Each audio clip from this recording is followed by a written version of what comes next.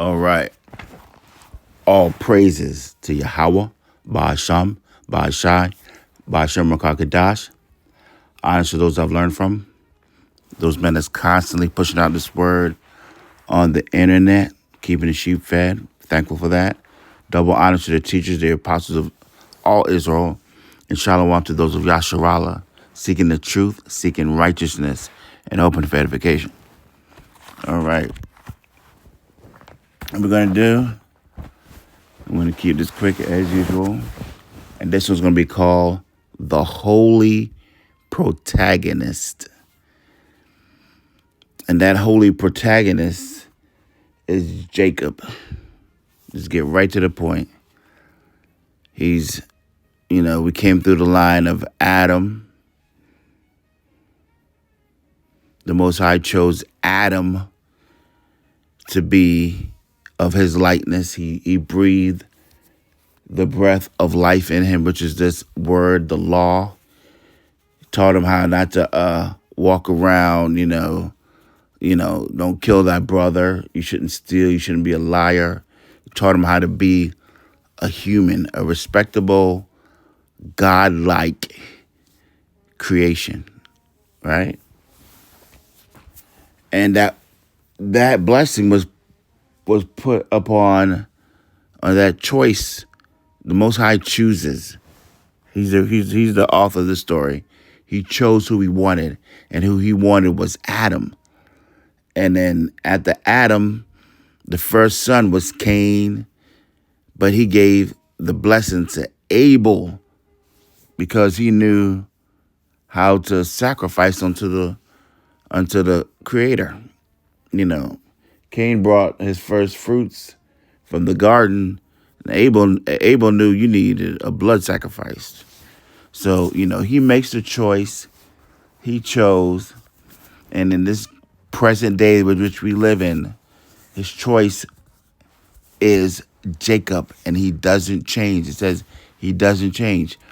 Whoever he is in the Old Testament is the same person or same entity he is in the New Testament, and he has gone nowhere. Not one thing he gave the law unto Jacob, unto Israel. Jacob's name was changed to Israel. And they are the ones that's under the law. And not one tittle of the law has passed. Not even sacrifice. We're under the sacrifice of Yahweh Shai. That is our covering right now. So even his sacrifice is still alive upon us right now. That's why we're not killed instantly, the Israelite man, when we are under, we're raised not even knowing who we are. So we're sinning and not even knowing that we're actually sinning. Because what is sin? Transgression of the law.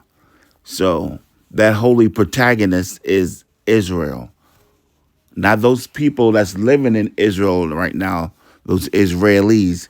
It's the Negro, Latino, and Native American Israelite men. Those are the holy protagonists. And what does holy mean? Let's go here. Holy means, the word holy refers to something dedicated or consecrated to God or a religious person, or it also really means set apart, which means you're set apart. You're not like anything else. Adam was not like any other man living at that time, because Adam was not the first man. He was the man chosen to be the God-like creature, the one that was going to be made in his likeness. That's who Adam was. So there's been many lessons done by the great Millstone to prove that fact. That Adam wasn't the first person, but he was chosen. The breath of life was given unto him. So holy means set apart. And pretty much he's the protagonist. He is that line, which Yahweh Shai came through that line through Israel, Judah, and King David, Yahweh and Solomon, and he came through the line of King David through Israel. So that line is the protagonist, the main character. And we know the kingdom was split in two. The northern kingdom was named Israel. The southern kingdom was named Judah. That's where you get the word Jew from. And Judah consisted of the Haitians, the Benjamites, and the tribe of Judah. Right? So the holy protagonist, that would be our man Jacob. We're going to call him Jacob because you came into this earth like we didn't, we know our heritage is stolen from us. A good portion of the tribes of Israel were put into slavery. Pretty much, we're both in slavery in the kingdom of Babylon the Great. The three tribes of Judah, Benjamin, and Levi, they were actually put on slave ships taken from Africa. The ones in America, they were put on slave ships taken to ports in Spain, Portugal. The Dutch got a hold of them. This whole thing was what they call it a triangle trade. The ship would start off in Europe, go down to Africa, pick up the slaves. It would go down to the Caribbean, pick up some rum and cane. Then come to America, it would pick up raw goods like it would drop off the slaves. Then it would pick up raw goods like cotton or whatever raw goods that America could provide, corn. And then it would sail to Europe with slaves on it and, cargo. And then it would just hit those three spots: Europe, Africa, the Caribbean, the Americas, the triangle trade. So that's a little bit of history right there. And who were they trading? Jacob. So protagonist. Let's look at what protagonist is. The word protagonist means a protagonist is the central driving main character of a story or narrative. So he's the main character. If you think of your favorite movie, like I would say Game of Thrones, you could have had a few protagonists, but the main one was Jon Snow, because whoever the god of Westeros, he was with Jon Snow. His own men killed him. He was sent to some far land to guard a wall just in cold. He was taken captive. He could have died many times. But I mean, it was obvious. Everyone thought that he was just, he was a bad leader, but there was something more there. It was showing that there was an outside force that was protecting over Jon Snow. He was like the protagonist. Or any other movie, if you see a movie in the 80s, if you see Sylvester Stallone and, he's the protagonist, or Arnold Schwarzenegger. Not in Terminator, though. If he's in like one of them Conan movies or any of those Commando movie, or what was it? The Predator, he's a protagonist. He's the main character. So we got the Holy Protagonist. We're going to start with Revelations 18, 2-3. Revelations 18. And he cried mightily with a strong voice, saying, Babylon the Great is fallen, and has become the habitation of devils and the hold of every foul spirit, and a cage of every unclean and hateful bird. For all nations have drunk of the wine of the wrath of her fornication, and the kings of the earth have committed fornication with her, and the merchants of the earth are waxed rich through the abundance of her delicacies. So you see that. But what I want to focus on here is number 3. It says, is Revelation 18:3. For all nations have drunk of the wine of the wrath of her fornication. And you come to Babylon the Great, which is America.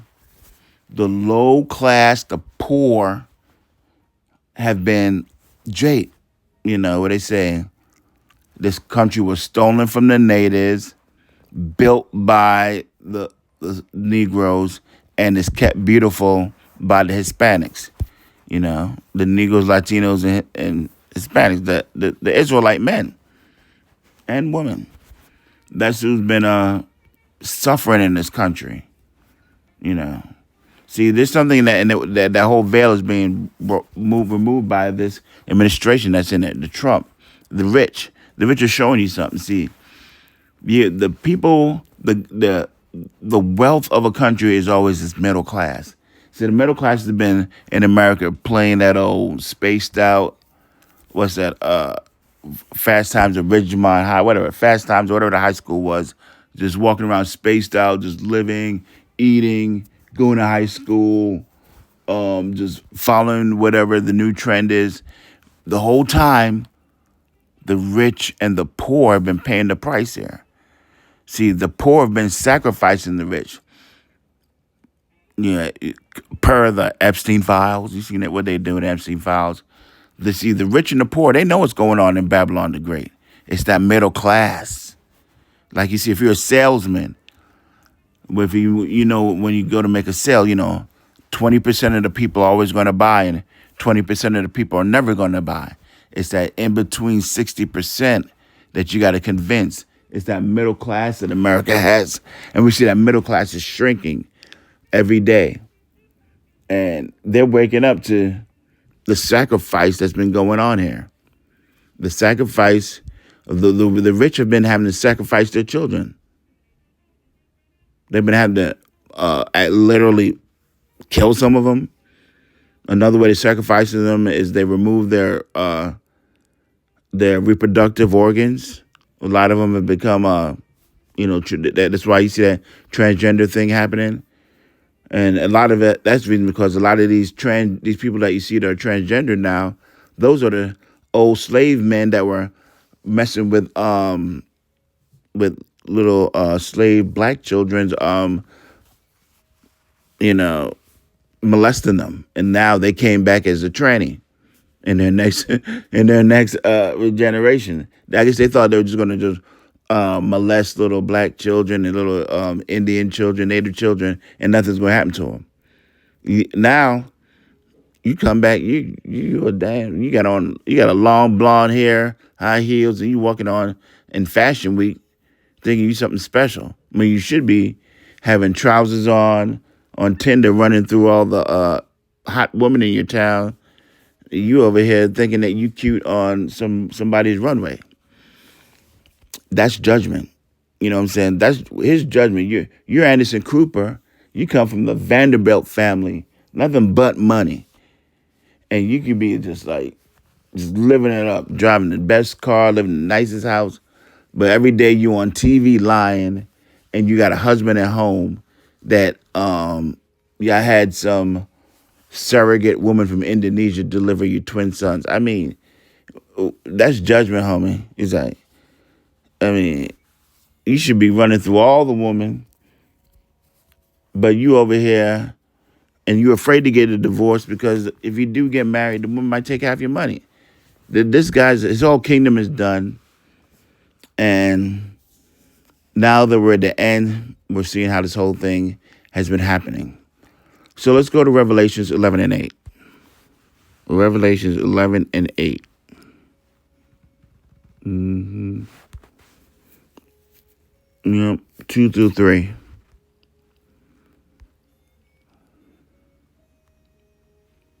Revelations 11 and 8. And their dead bodies shall lie in the street of the great city, which spiritually is called Sodom and Egypt, where also our Lord was crucified. Now you see whose dead bodies are lying in the streets. Who will? Look at it. The police are beating up women. They're beating up the dark children. They're beating up. They're body slamming them. They're just murdering them with Tamir Rice. We could run this list down all day, and there's multitudes more that we don't know. Police are killing them. The neighbors are killing them. They were lynched. The whole town was out killing them. They were driving around in cars, burning cross. Who are these people? They did to the natives. They wait till the men left. They would go through the town and just ransack it. Then we got drowned towns. We got redlining. We got Black Wall Street. We got prison, school to prison. I mean, who are these people that bodies just lay in the street and no one said anything to them? You know what I'm saying? That's Jacob. See, this story's always been about him. And the reason he's going through all this is because he has the birthright. See, that is the birthright. All this oppression that we're going, that is the birthright. That is the straight gate that we have to go through. It's only one way.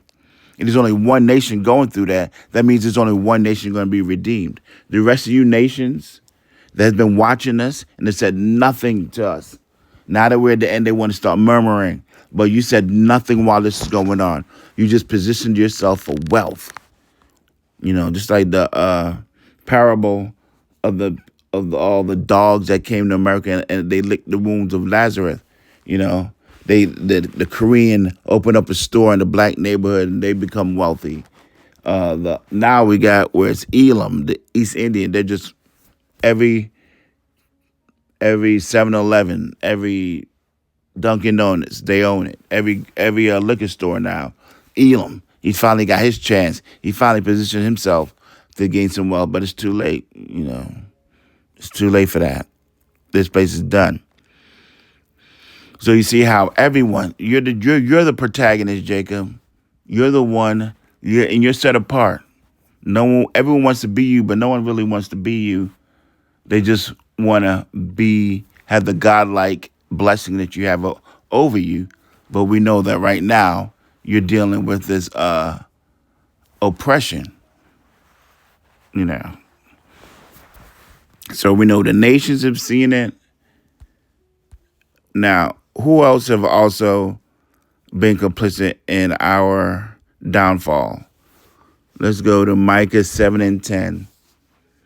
Then she that is mine enemy shall see it, and shame shall cover her, which said unto me, where is the Lord thy God? Mine eyes shall behold her.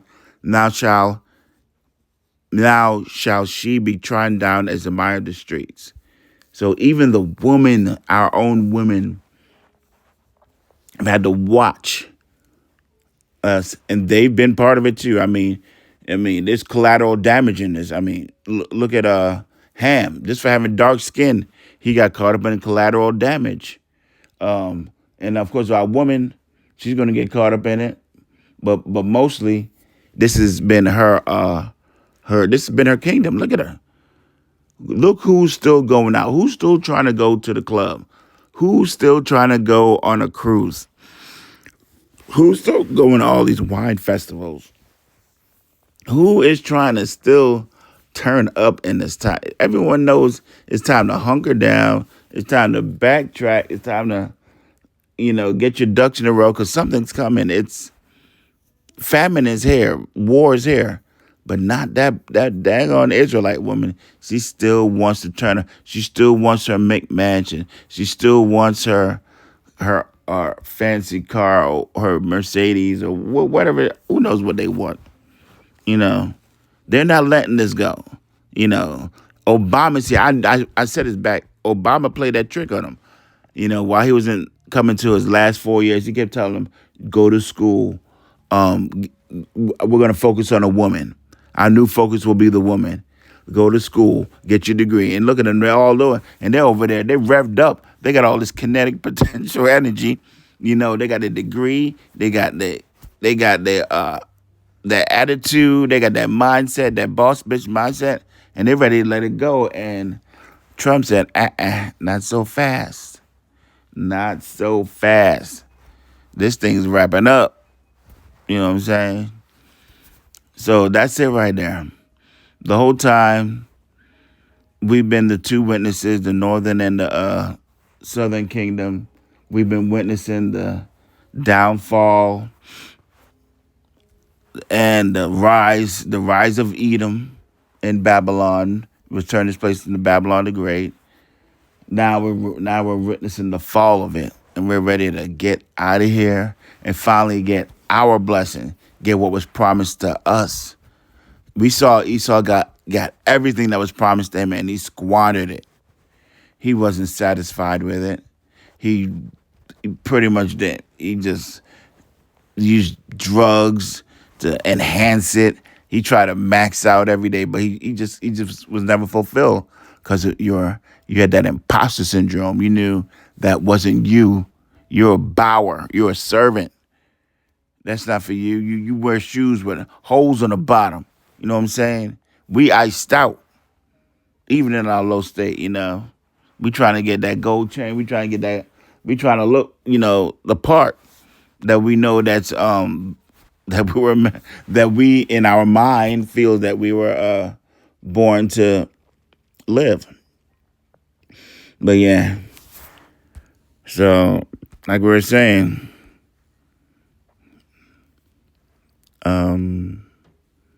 this thing's wrapping up. There's that guy right there. Look at this guy.